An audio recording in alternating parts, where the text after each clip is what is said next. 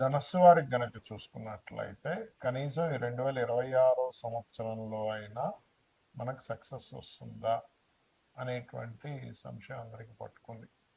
మరి సక్సెస్ రావాలంటే అసలు ఏ గ్రహాలు ఎక్కడ ఉన్నాయి, దాన్ని ఎట్లా యాక్టివ్ చేసుకోవాలి? ఖచ్చితంగా తెప్పించవచ్చండి, అదేం పెద్ద విషయం కాదు. అయితే ఇక్కడ గ్రహాలు ఎలా ఉన్నాయని కొన్ని చూసుకోవాలి. మీకు భాగ్యంలో కేతు ఉన్నాడు, అంటే దేవతానుగ్రహము గురుస్థానంలో కేతు ఉన్నాడు. ఇది గుర్తుపెట్టుకోండి బాగా. దేవతానుగ్రహం వచ్చే దగ్గర ఎక్కడో ఫలానా చేస్తా అయిపోద్ది అనుకుంటే ఎక్కడో ఆటంకం ఉంటుంది.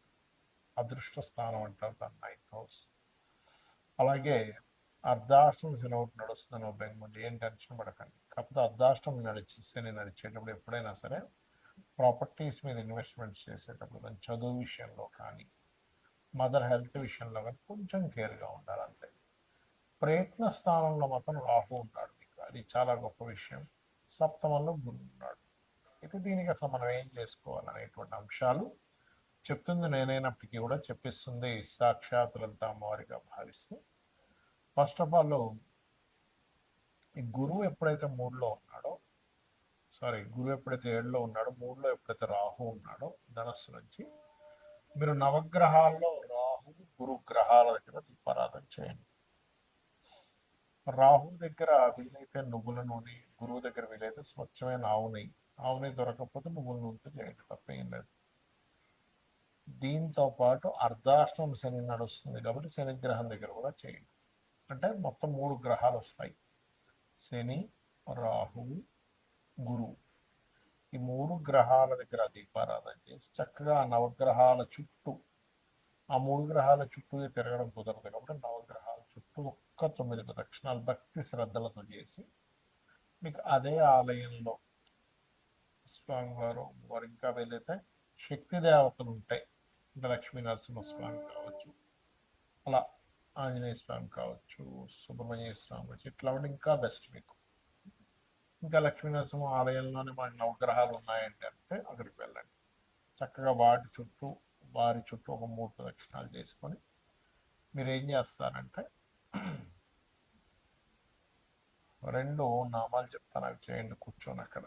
ఒకటి ఓం దుమ్ దుర్గాయ నమః, రెండవది ఓం దత్తాత్రేయాయ నమః, ఓం ద్రాం దత్తాత్రేయాయ నమః అని కూడా చేసుకోవచ్చు, తప్పేం లేదు. ఇది చెయ్యండి. అదేవిధంగా గోవులకి బెల్లము మరియు వీలైతే మీరు ఒక్కసారి ఈ మొత్తం సంవత్సరంలో కనీసం ఒక 2-3 సార్లు అయినా కనీసం గణపతి ఒక క్షేత్రాలకు వెళ్ళండి. ఎందుకంటే ఇక్కడ 9వ స్థానంలో ఎప్పుడైతే కేతు ఉన్నాడో, ఆ కేతువు యొక్క పాజిటివ్ ఎనర్జీ మీకు కావాలి అక్కడ. ఏమవుతుందంటే ఒక్కోసారి సొంత వాళ్ళు ఆపేస్తూ ఉంటారు, గైడ్ చేసే వాళ్ళే బ్రేక్ వేస్తుంటారు 9th హౌస్లో కేతు ఉన్నప్పుడు. ఒక్కోసారి ఫాదర్ వైపు నుంచి వస్తుంటుంది కొన్నిసార్లు ఆటంకాలు. కాబట్టి అలా రాకుండా ఉండడం కోసం చేయండి. 100% మీరు అనుకున్న సక్సెస్ పొందుతారు. అలాగే అర్ధాష్టమి శని నడుస్తుంది కదా అని టెన్షన్ పడకండి. ఓం అనాకలిత సాదృశ్య చుగశ్రీ విరాజితాయే నమః అనే మంత్రం చేయండి, ఖచ్చితంగా మీకు బాగుంటుంది. అయితే ఇక్కడ ఏంటంటే చాలా మందికి అర్థం కాని విషయం, అసలు ఎందుకు మేము చేసే ప్రయత్నం ఏది కూడా సక్సెస్ అవ్వట్లేదు.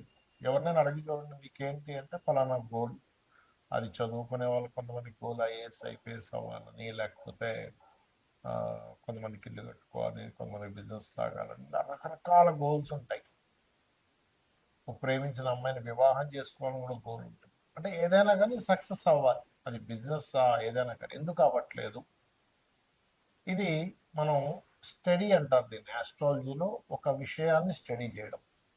అంటే కొంతమంది 3వ స్థానం పాడైంది అనుకోండి, అసలు ప్రయత్నమే చేయరు, ప్రయత్నం చేయడానికి భయపడుతుంటారు. ఆశ ఉంటుంది, నేను ఇది అవ్వాలి ఇది అవ్వాలి, అసలు ప్రయత్నం చేసేదే స్టార్ట్ అవ్వదు.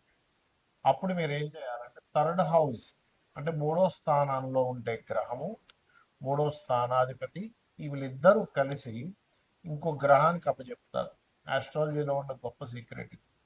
ఇంకో గ్రహానికి అప్పచెప్తారని ఒక క్యాలిక్యులేషన్ ఉంటుంది, అది ఆస్ట్రాలజీ నేర్చుకున్న వాళ్ళకి తెలుస్తుంది.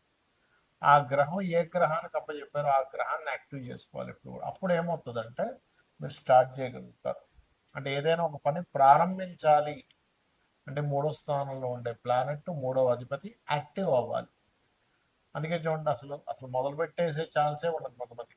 కొంతమంది మొదలు పెడతారు కానీ దాన్ని కొనసాగించరు. దానికి కారణం ఏమిటి అంటే వాళ్ళకి ఏడో స్థానంలో ఉండే గ్రహాలు యాక్టివ్గా ఉండవు.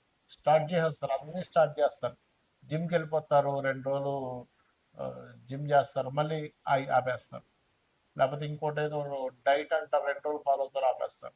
నేను మందు మానేస్తున్నా అంటారు, 2 రోజులు మానేస్తారు, మళ్ళీ 3 రోజులు మొదలు పెడతారు. సిగరెట్ మానేస్తున్నా అంటారు, మొదలు పెడతారు. అన్నీ ఇంకా అంతే. చదువు ఇవాళ వెళ్ళామంటే టగటగ పుస్తకాలు తీసి అన్ని పుస్తకాలు ముందు పెట్టేసుకుంటారు. ఓ ఒక రోజంతా విపరీతంగా, 2 రోజులు విపరీతంగా చదువుతారు, 3వ రోజు నుంచి బంద్. ఎందుకు? కారణం ఏమిటి అంటే దేనికి కారణం ఏడో స్థానం సరిగ్గా లేదంటే దాని కొనసాగింపు సరిగ్గా లేదు. మనకు సక్సెస్ ఎప్పుడు వస్తుంది చెప్పండి? ఒకటి స్టార్ట్ చేయడం, రెండవది కంటిన్యూస్గా కొనసాగించడం. ఆఖరికి మనం జిమ్కి వెళ్ళినా కూడా మనం డబ్బులు కడితే మనకి బాడీ పెరగదు, అంతే కదా? వెళ్ళాలి, డబ్బులు కట్టినందుకు అక్కడ ఇన్స్ట్రక్టర్ ఏం చెప్తున్నారో అది చేయాలి, పర్ఫెక్ట్గా చేయాలి, డైట్ ఫాలో అవ్వాలి, ఏం తినాలి ఏం తినకూడదో తెలియాలి. దానికి కంటిన్యూస్గా 1 ఇయర్ 2 ఇయర్ కంటిన్యూస్గా చేస్తే బాడీ బిల్డ్ అవుతుంది. అలాగే మనం ఒక సక్సెస్ రావాలంటే అసలు ప్రారంభించడానికి ఆటంకాలు ఉంటాయి. రెండవది ప్రారంభించింది కొనసాగించడానికి ఆటంకాలు ఉంటాయి. 7th house పాడైతాయి. అంటే నేను మీకు ఈ విషయాన్ని ఎందుకు చెప్తున్నా అంటే మనం సక్సెస్ రాకపోవడానికి కొన్ని కొన్ని కర్మలు అడ్డుపడుతూ ఉంటాయి. మనం పాస్ట్ లైఫ్లో చేసిన కర్మలు అడ్డుపడుతూ ఉంటాయి. ఇప్పుడు 7th హౌస్ దగ్గరికి వచ్చారు, సరే కొంతమంది ఏం చేస్తారు, ప్రారంభించారు, కొనసాగించారు, కానీ సక్సెస్ దగ్గరికి వచ్చేసరికి రావట్లేదు. అన్ని ప్రయత్నం చేశాను సార్, హోటల్ పెట్టాను సార్, అడ్వర్టైజ్మెంట్ చేశాను సార్, కానీ లాభాలు రాలేదు. బట్టల షాప్ పెట్టాను సార్, చాలా మందితో తిరిగాను సార్, కానీ లాభం రాలేదు. అటెంప్ట్ చేశాను సార్, చదువుకున్నాను, ట్యూషన్స్కి వెళ్ళాను, కానీ ఐఏఎస్ అవ్వలేకపోయా, డాక్టర్ అవ్వలేకపోయా. ఏంటి కారణం ఏమిటి? వాట్ ఇస్ ద సక్సెస్ అవ్వకపోవడం కారణం అంటే 11th house is success house అంటారు. అంటే 11వ స్థానం కనుక మీకు పాడైంది అంటే అది అసలు పండు చేతికి ఫలం వచ్చేటంత టైంకి రాదు అని అర్థం. దాన్ని యాక్టివ్ చేయాలి. ఈ రెండు సహజంగానే 3 7 స్థానాలు యాక్టివ్గా ఉంటే 11 ఆటోమేటిక్గా యాక్టివ్ అయిపోద్ది. కానీ కొన్ని సార్లు 11th హౌస్ కూడా డియాక్టివ్ అయి ఉంటుంది. కొంతమందికి ట్రిగర్ అవ్వదు, ఎంత మనం ట్రిగర్ చేస్తున్నా ట్రిగర్ అవ్వదు. అప్పుడు శాస్త్రాలు చెప్పింది ఏమిటి, అసలు ఏం చేస్తే ట్రిగర్ అవుతుంది? మరి జన్మజాతకమే లేదు నా దగ్గర. జాతకం ఉంటే మీ 3rd లార్డ్ ఎవరో 7th లార్డ్ ఎవరో చూసుకోవచ్చు, కానీ ఏ గ్రహాలు ఉన్నాయో చూసుకోవచ్చు, లేదా ఏ గ్రహానికి అది దాని పోర్ట్ఫోలియో అందిందో చూడొచ్చు. కానీ ఇక్కడ మీకు 11th హౌస్ ఎప్పుడైతే ఇదిగా లేదో అసలు ట్రిగరే అవుతుంది అక్కడ. ఎందుకంటే అసలు సక్సెస్ సాధించాలనే కోరికే ఉంటుంది 11th హౌస్ బాగోకపోతే.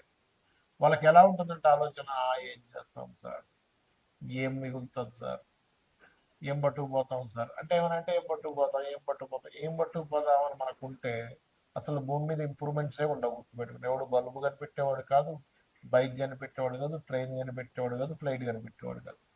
ఏం పట్టుకుపోతాం, అయిపోయింది కదా. కాబట్టి అట్లా కాదు, మనిషి ధర్మబద్ధంగా ప్రతిదీ కూడా డిజైర్స్ నెరవేర్చుకోవాలి, సక్సెస్ అవ్వాలని మనకు శాస్త్రాలు చెప్తున్నాయి. మరి దీనికి ఏం చేయాలి? దీనికి పర్టికులర్గా లలితా సహస్రనామాల్లో ఒక నామం ఉంటుంది మీరు సక్సెస్ అవ్వడానికి. దాన్ని ఏ నామం అంటే అది ఓం ఇంద్రగోప పరిక్షిప్త స్మరతోనాభజంగికాయై నమః. ఇది బిజినెస్ ఇంప్రూవ్మెంట్స్కి పనికొస్తుంది, మీరు సక్సెస్ అవ్వడానికి కూడా పనికొస్తుంది. ఎందుకంటే మనం అసలు ఒక విషయంలో సక్సెస్ అవ్వట్లేదు అంటే, ఇప్పుడు చూడండి చాలా మంది తెలియక అజ్ఞానంలో కొన్ని పనులు చేస్తూ ఉంటారు. ఎవడో ఎదుగుతూ ఉంటే వాడిని వెనక్కి లాగుతారు, ఎవడో కొంచెం బిజినెస్ బాగా చేస్తుంటే వాడి బిజినెస్ ఎట్లా నాశనం అయిపోవాలని చూస్తుంటారు. ఇవన్నీ ఏంటంటే కర్మాస్ అంటారు వీటిని. మనకి ఇవన్నీ కర్మలు చుట్టుకుంటూ ఉంటాయి. ఆ జన్మలో వాడు అనుభవించలేదని వెంటనే నెక్స్ట్ జన్మ షిఫ్ట్ అయిపోతాయి. కాబట్టి దయచేసి శాస్త్రంలో చెప్పిన విషయాలు మనం పాటించాలి. పరోపకారం పుణ్యం, పరపీడనం పాపం.